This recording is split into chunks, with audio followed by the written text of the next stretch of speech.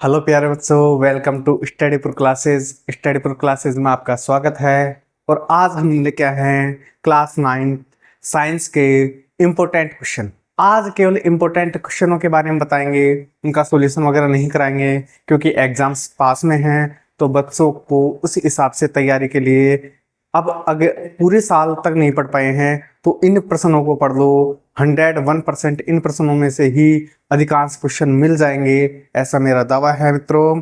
और इनको अच्छे से पढ़ लेना, इनका मनन कर लेना। जहाँ पर भी आपके नोट्स हो, किताब हो, बुक्स हो, किसी की भी हेल्प से आप ले सकते हो। और मैंने भी कुछ चैप्टरों के क्वेश्चन कराए हुए हैं, तो उनकी वीडियो आप ऊपर देख सकते हो। चलिए स्टार्ट करते हैं आज।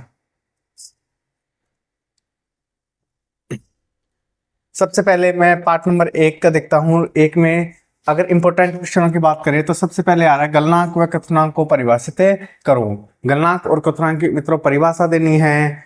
दूसरा है गलन की गुप्त ऊष्मा को समझाइए। गलन की गुप्त ऊष्मा भी आ सकती है और यहाँ पर वाष्पन की भी आ सकती है, तो ज्यादा अंतर नहीं है, दोनों को एक बार देख लेना मित्रों। तीसरा आता है पदार्थ की अवस्थाओं में परिवर्तन कितने प्रकार से होता है। 2 प्रकार से होता है, दाब और ताप के का, तो उनको दोनों को देख लेना, एक बार दोनों को देख लेना। और वाष्पीकरण के कारण शीतलता को भी ये समझाना है कि वाष्पीकरण होता है, उसके कारण किस प्रकार शीतलता हमको ठंडक महसूस होती है, तो वो किस प्रकार होती है। वाष्पीकरण को प्रभावित करने वाले 4 कारक है, उनके बारे में भी आपको देखना है, उनकी डिटेल भी याद करनी है। और जो ऊपर वाष्पीकरण के कारण शीतलता है, इनके 2 से 3 एग्जाम्पल आपको याद रखने पड़ेंगे।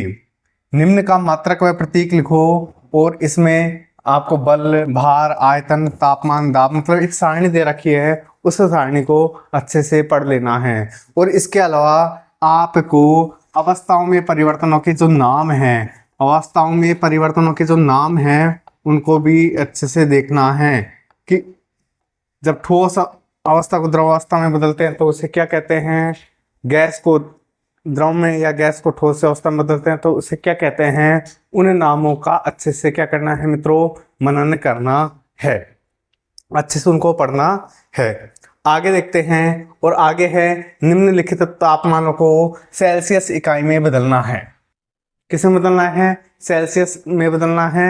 और सेल्सियस में बदलने के लिए आप क्या करोगे, 300 केल्विन में से 273.15 केल्विन को क्या करोगे मित्रों, उसको घटा दोगे, तब उसको किस में बदल दोगे, सेल्सियस इकाई में बदल दोगे। और निम्नलिखित तापमानों को केल्विन इकाई में और केल्विन इकाई में बदलने के लिए 273.15 जोड़ देते हैं। क्या करते हैं, उसको 273.15 जोड़ देते हैं। तो ये दोनों प्रश्न इसमें से एक एज ए न्यूमेरिकल या छोटे प्रश्नों के रूप में आ सकते हैं।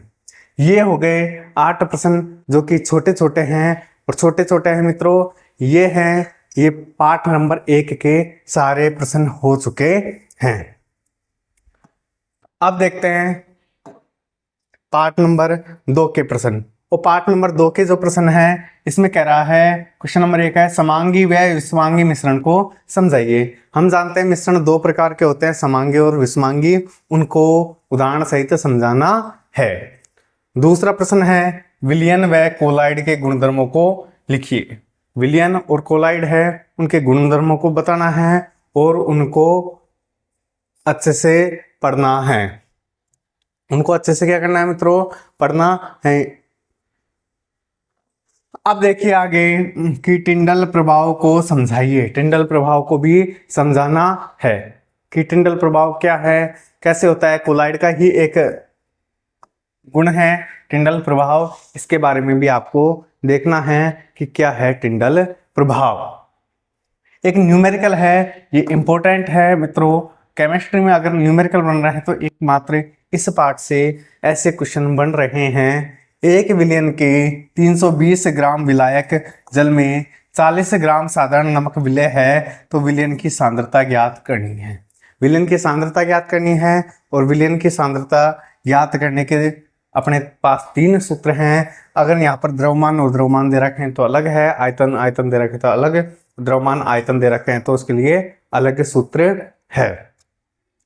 फिर अगला क्वेश्चन है मित्रों, भौतिक व रासायनिक परिवर्तनों को समझाना है। भौतिक और रासायनिक परिवर्तन है जो कि बहुत ज्यादा इंपॉर्टेंट है। विद एग्जाम्पल, उदाहरण सहित समझाना है मित्रों, इसको उदाहरण सहित समझाना है। उदाहरण सहित समझाना है, इनको उदाहरण भी इनको लेना है। फिर देखिए अगला क्वेश्चन, धातु अधातु उपधातुओं को उदाहरण सहित समझाइए। धातुएं क्या है, उनके क्या गुणधर्म है, उपधातु क्या है उनके गुणधर्म, अधातु क्या है उनके गुणधर्म, और इनके एग्जाम्पल भी आपको आने चाहिए। क्वेश्चन नंबर 7 है, मिश्रण व यौगिकों में अंतर स्पष्ट कीजिए। क्या है मिश्रण, क्या है यौगिक, इसके बारे में किताब के पीछे एक सारणी दी हुई है और उस सारणी के माध्यम से आप इसे याद कर सकते हो।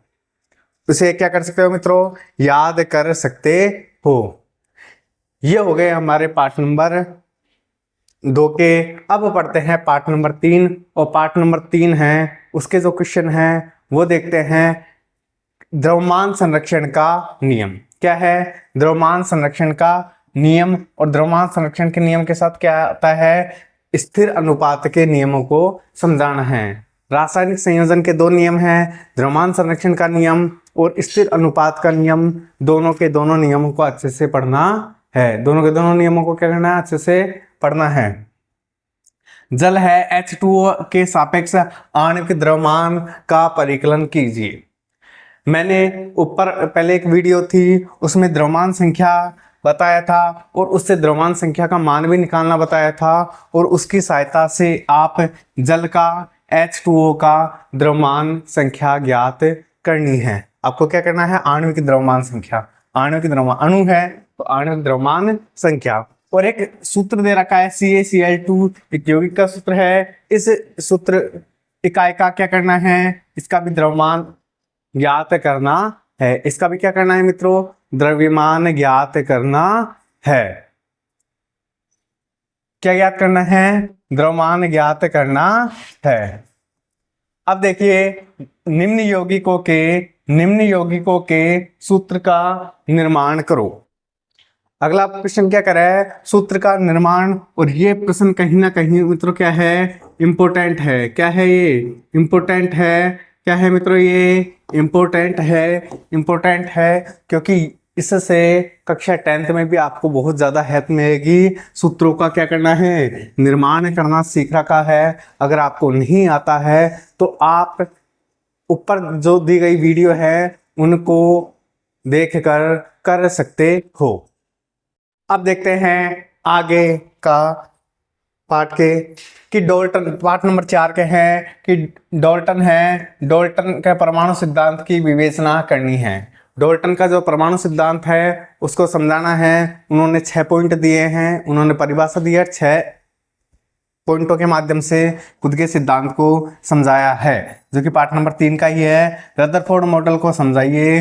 रदरफोर्ड ने जब सबसे पहले टॉमसन का जो परमाणु मॉडल आया इसको समझना है, और इसको समझते हुए फिर आपको रदरफोर्ड मॉडल को समझना है।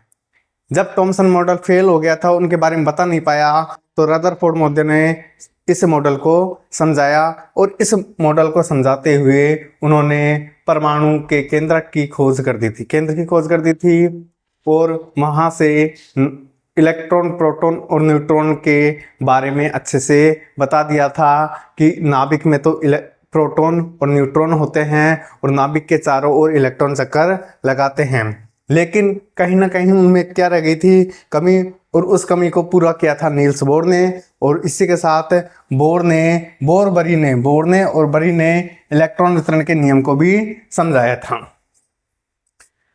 तो फिर अगला क्वेश्चन आता है समस्थानिक और संभारिक को उदाहरण सहित। मित्रों ये भी अपने आप में एक इम्पोर्टेंट प्रश्न है। समस्थानिक और संभारिक को अच्छे से पढ़ना है आपको, और इसके साथ समस्थानिकों के अनुप्रयोग या उदाहरण भी आपको दिए गए हैं, उनको भी आपको अच्छे से समझना है, उनके उदाहरणों को भी अच्छे से याद करना है, और समस्थानिक और संभारिक के उदाहरण भी देखने हैं। अनुप्रयोग तो देखने हैं, इसके अलावा उदाहरण भी देखने हैं, जैसे 1H1, 1H2, 1H3, ऐसे इनके समस्थानिकों और संवारिकों के भी उदाहरण देखने हैं। थॉमसन का परमाणु मॉडल चित्र सहित याद करना है, और जो परमाणु रदरफोर्ड का परमाणु मॉडल है, इसकी कमियां क्या क्या रही थी उनको भी अच्छे से विवेचना करनी है। फिर आगे देखते हैं कि परमाणु संख्या में द्रव्यमान संख्या को समझाना है। परमाणु संख्या है, द्रव्यमान संख्या है, द्रव्यमान संख्या किस प्रकार ज्ञात करते हैं, समस्थानिकों की सहायता से ज्ञात करते हैं, इनका क्या प्रतीक है, इनको किस प्रकार लिखा जाता है, इनके बारे में आपको क्या करना है मित्रों, अध्ययन करना है। चलिए आगे चलते हैं। तो ये हो गए थे अपने केमिस्ट्री वाला पार्ट, और केमिस्ट्री वाले पार्टों में ये कुछ 20-30 क्वेश्चन हैं, इनको अच्छे से पढ़ लोगे तो लगभग आपके 4 पार्ट कवर हो जाएंगे। फिर आगे देखते हैं कि ये आगे बायोलॉजी, कोशिका को परिभाषित करो और इसकी खोज किसने की थी, कोशिका की खोज किसने की थी और इसकी परिभाषा को समझाना है। और इसके अलावा जीवित कोशिका की खोज व केंद्र की खोज किसने की थी, इनके बारे में भी आपको नॉलेज होनी चाहिए। ये छोटे क्वेश्चनों के रूप में, बहुविकल्पात्मक या अतिलघुत्रात्मक क्वेश्चनों के रूप में बन सकते हैं। इसके अलावा अल्प परासरण, सम परासरण, अति परासरण में तुलनात्मक अध्ययन करना है, तो कहीं ना कहीं ये बड़े प्रश्नों के रूप में आ सकता है। जंतु कोशिका और पादप कोशिका का नामांकित चित्र है मित्रों, और इसको इम्पोर्टेंट नहीं, वेरी वेरी इम्पोर्टेंट लगा लेना, इसको वेरी वेरी इंपॉर्टेंट लगा लेना। जंतु कोशिका और पादप कोशिका का नामांकित चित्र। RER और SER को समझाइए। तो अंतर्द्रव्य जालिका होती है, उसमें खुरदरी अंतर्द्रव्य जालिका और चिकनी अंतर्द्रव्य जालिका होती है। दोनों को देखना है और देखते हुए इनको समझना है। इनको क्या करना है, समझना है। अर्धसूत्री विभाजन व समसूत्री विभाजन को भी चित्र सहित कहाँ कहाँ ये काम आते हैं, किस तरह इनमें विभाजन होता है, उनके बारे में देखना है। और एक और इम्पोर्टेंट प्रश्न है कि लाइसोसोम है, उसको कोशिका की आत्मघाती थैली क्यों कहती है, समझिए। इसे क्यों कहा जाता है आत्मघाती थैली, इसके बारे में आपको किताब से इसका उत्तर मिल जाएगा जब आप पढ़ोगे लाइसोसोम। क्या पढ़ोगे, लाइसोसोम, और उसको अच्छे से आपको क्या करना है, पढ़ना है। कहीं ना कहीं लाइसोसोम का ये प्रश्न भी इम्पोर्टेंट हो जाता है। वैसे तो ये सारे इम्पोर्टेंट है क्योंकि ये साटे हुए हैं, लेकिन इनमें से भी कुछ मोस्ट जो इम्पोर्टेंट है उन प्रश्नों की मैं बात कर रहा हूँ। पार्ट नंबर 5 के बाद आते हैं मित्रों पार्ट नंबर 6, और पार्ट नंबर 6 है, सबसे पहले है उत्तक को परिभाषित करो। क्योंकि पाठ ही है उत्तक के बारे में, तो उसकी परिभाषा आपको आनी चाहिए। फिर इसके बाद विभज्योतक है। पादपों में जब विभाजन होता है तो विभज्योतक के माध्यम से होता है। इसका नामांकित चित्र बनाते हुए इसमें शीर्षस्थ है, कैम्बियम है, इनके बारे में भी आपको बताना है।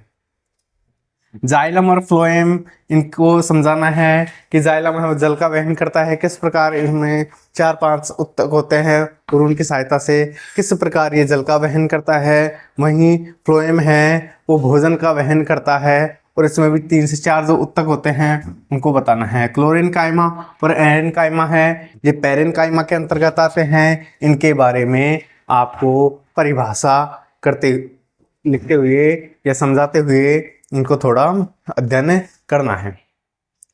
एपिडर्मिस है, इसको विस्तृत समझाना है मित्रों।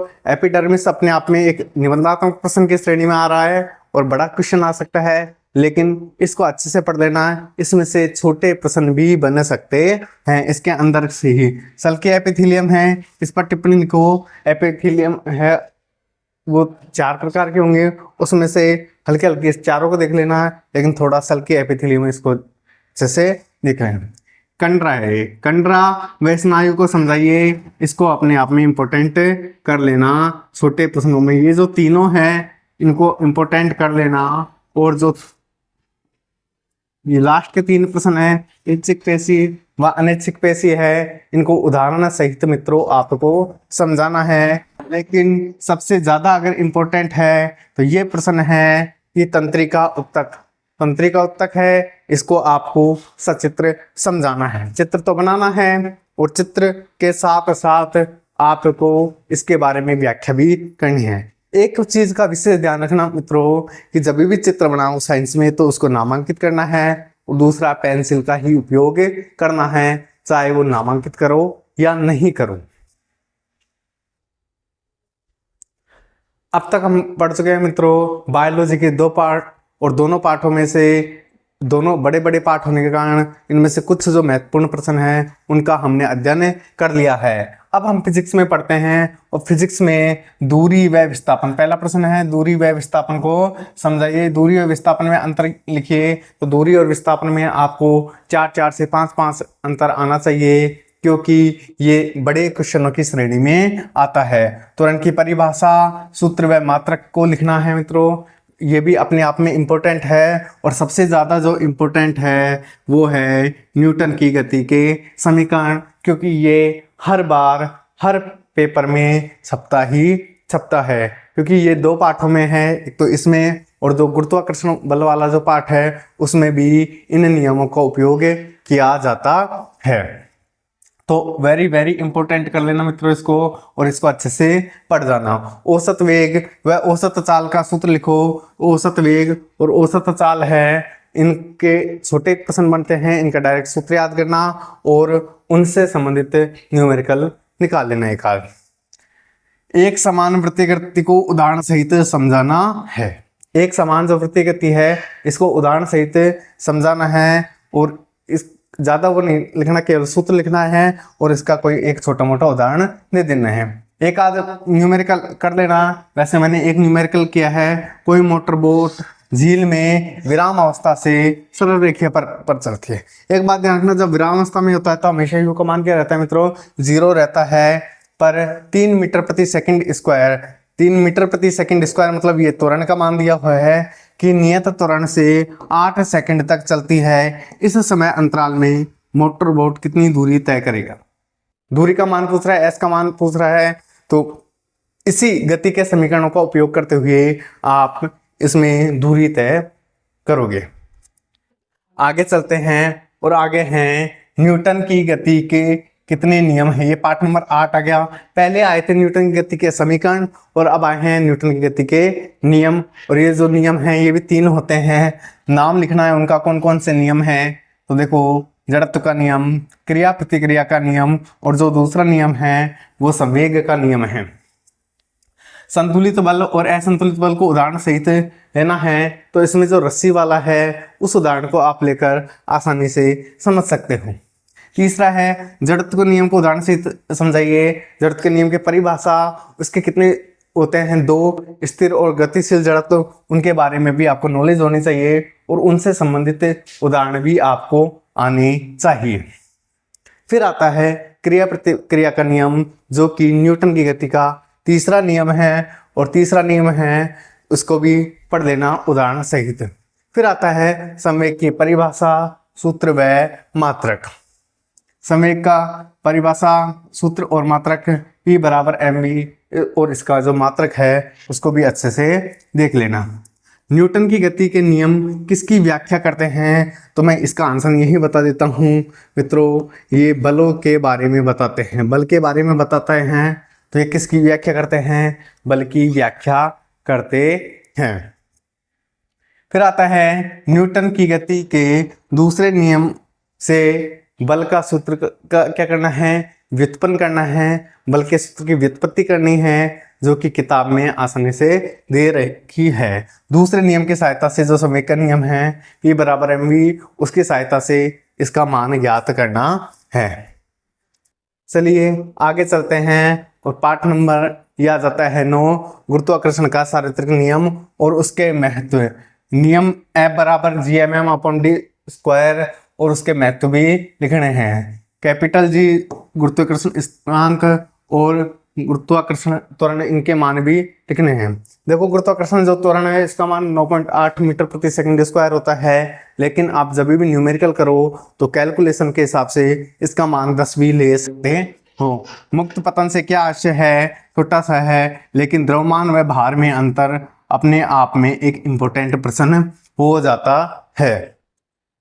फिर आगे जो प्रश्न है मित्रों वो है चंद्रमा पर वस्तु का भार व पृथ्वी के भार का कितना गुना होता है। चंद्रमा पर जो वस्तु का भार है और पृथ्वी के भार का कितना गुना होता है, इस बारे में भी आपको आना चाहिए।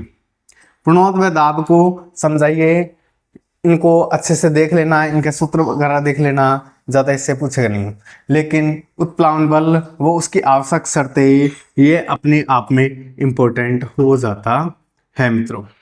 आर्किमिडीज का सिद्धांत और उनके अनुप्रयोग भी आपको याद करने होंगे। न्यूमेरिकल भी मेंशन किया है कि 19.6 मीटर ऊंची एक मीनार की चोटी से एक पत्थर को छोड़ा जाता है, और जब भी पत्थर को छोड़ रहे हैं तो वो मुक्त पतन होता है, और उस स्थिति में यू का मान भी 0 होता है। पृथ्वी पर पहुंचने से पहले अंतिम वेग भी ज्ञात करना है। वी का मान पूछ रहा है मित्रों, तो आप इनको आसानी से ज्ञात कर सकते हो। किताब का ही न्यूमेरिकल है वो। आगे देखिए पाठ नंबर 10 से कार्य की परिभाषा, सूत्र व मात्रक लिखो। क्या है कार्य की परिभाषा, क्या है सूत्र, उसके बारे में देखना है आपको। फिर कार्य की ऊर्जा की परिभाषा और मात्रक, ऊर्जा की परिभाषा और मात्रक वही सेम है, सेम मात्रक है, सेम परिभाषा है, क्योंकि कार्य ही क्या होती है, ऊर्जा, और ऊर्जा ही क्या है, कार्य। ऊर्जा के अनुरूप होते हैं तो कुछ उदाहरण लिखना है, जैसे यांत्रिक ऊर्जा, गतिज ऊर्जा, स्थितिज ऊर्जा, पवन ऊर्जा, ध्वनि ऊर्जा, तो आप काफी है उनके बारे में आपको लिखना है। ऊर्जा संरक्षण का नियम द्रव्यमान संरक्षण के नियम के समान ही है बिल्कुल मित्रों, और इसको भी अच्छे से देख लेना। स्थितिज ऊर्जा और गतिज ऊर्जा को सूत्र सहित समझाना है, तो ये अपने आप में इंपॉर्टेंट हो गया। ऊंचाई बढ़ने के साथ साथ गतिज ऊर्जा व स्थितिज ऊर्जा के मान में क्या परिवर्तन होता है मित्रों, इसके बारे में भी आना चाहिए कि ऊंचाई बढ़ने के साथ स्थितिज ऊर्जा के मान में तो क्या होती है, वृद्धि होती है, लेकिन गतिज ऊर्जा के मान में क्या होती है, कमी होती है। वहीं अगर ऊंचाई से नीचे की ओर जा रहे हैं तो स्थितिज ऊर्जा के मान में कमी और गतिज ऊर्जा के मान में क्या होती है मित्रों, वृद्धि होती है। शक्ति की परिभाषा, सूत्र व मात्रक, और शक्ति की परिभाषा अगर याद है तो यहाँ से हम ऊर्जा भी इसमें दे नहीं रखा, इस बार सिलेबस से हटा दिया गया है, लेकिन फिर भी न्यूमेरिकल दे रखा है, तो ऊर्जा के बारे में भी आपको एक बार देखना है। 1 न्यूटन में 1 वाट की परिभाषा, इनको भी अच्छे से देखनी है। पाठ नंबर 11 ध्वनि किस प्रकार की उत्पन्न की जाती है, तो ध्वनि का उत्पादन किस प्रकार होता है, तो कंपन के द्वारा होता है। कि इसका आंसर होगा श्रृंग व गति को समझाने की परिभाषा, अनुदैर्घ्य और अनुप्रस्थ जो तरंग है इनको भी परिभाषित करना है और उनके उदाहरण देने हैं। किसमें तो अनुदैर्घ्य होती है, किसमें अनुप्रस्थ होती है, और साथ के साथ आपको ये भी बताना है कि जो ध्वनि तरंग है उनमें कौन सी होती है, अनुप्रस्थ होती है या अनुदैर्घ्य। ये मेरा क्वेश्चन है कि ध्वनि में किस प्रकार की तरंग होती है, किस प्रकार की तरंग होती है, इसके बारे में मेरे को कमेंट में आप लोग बताइए। आवृत्ति की परिभाषा, सूत्र व मात्रक, इसका मात्रक है वो अपने आप में इंपॉर्टेंट है, हर्ट्ज है, HZ से दर्शाते हैं। तरंग दैर्घ्य, आयाम व तरंग वेग को भी समझाना है। प्रतिध्वनि व अनुरणन को समझाइए। प्रतिध्वनि क्या होती है, यदि कोई ध्वनि लौट कर दोबारा सुनाई दे तो उसे प्रतिध्वनि, और वो ही अगर बार बार सुनाई दे तो उसे हमें क्या कहते हैं, अनुरणन कहते हैं। ये इंपॉर्टेंट है कि स्पष्ट प्रतिध्वनि सुनने के लिए ध्वनि स्रोत व अवरोधक के बीच न्यूनतम दूरी लिखो। तो न्यूनतम दूरी कितनी होती है, 17.2 मीटर होती है। कितनी होती है, 17.2 मीटर होती है। आप मेरे को ये भी बताओ कि हम जब स्पष्ट प्रतिध्वनि सुनते हैं तो उसमें मस्तिष्क में संवेदना कितनी देर तक बनी रहती है। मस्तिष्क में संवेदना कितने समय तक रहती है, मेरे को इसका भी आंसर कमेंट में बताइए। ध्वनि की मस्तिष्क में संवेदना होती है वो कितनी होती है। अवस्राव्य, श्रव्य और पराश्रव्य ध्वनि को समझाना है। पराश्रव्य ध्वनि के अनुप्रयोग वेरी वेरी इंपॉर्टेंट, और इसमें दरार वाला और जो बड़ी बड़ी मशीन कल कारखाने होते हैं उसमें मशीनों को कैसे साफ किया जाता है इसके बारे में पढ़ लेना। परावर्तन के बहुल जो उदाहरण है, अनुप्रयोग है, उनको भी समझाना है। ईसीजी का पूरा नाम आपको बताना है। ये अपने फिजिक्स के हो गए, और जो लास्ट पार्ट बचता है वो क्या है, पर्यावरण से संबंधित है मित्रों, और वो है रबी व खरीफ फसलों को उदाहरण सहित बताना है। तो उसको आप ध्यान से उदाहरण सहित, जो बिल्कुल इजी है, आप बचपन से पढ़ते आ रहे हो, उनको बताना है। फसल की किस्मों में सुधार के प्रमुख कारक लिखो। तो 6 कारक है, इनके पहले पॉइंट याद करना, पॉइंट के बाद इनकी थोड़ी थोड़ी डिटेल भी याद करनी है।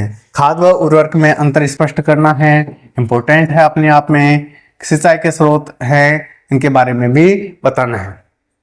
क्या है अंतरा फसलीकरण और क्या है मिश्रित फसल, इसको भी आपको अच्छे से देखना है विद एग्जाम्पल भी आपको याद करने हैं।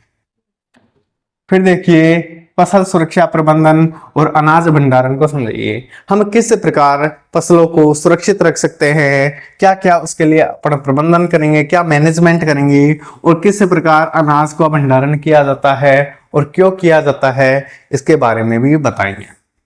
अगला प्रश्न है मधुमक्खी पालन, मुर्गी पालन को समझाइए। मधुमक्खी पालन में आपको ये भी देखना है कि कौन कौन सी मधुमक्खियां किस कैटेगरी की इनकी प्रजाति है, जो स्पीसीज है, उनके बारे में भी आपको देखना है। वो मत्स्य उत्पादन है, इसमें भी 2 प्रकार के होते हैं, समुद्र की और अंतःस्थलीय। इनमें किस प्रकार की तो समुद्र मछली होती है, वो कौन सी अंतःस्थलीय होती है, इनमें भी आपको पढ़ना है। तो मित्रों ये कुछ क्वेश्चन थे, इनको अच्छे से पढ़ लेना। मुझे उम्मीद है कि अगर आप इनको पढ़ लोगे तो आपके जो भी 9th की या फाइनल जो एग्जाम है उसमें आप कहीं भी मात नहीं खाओगे।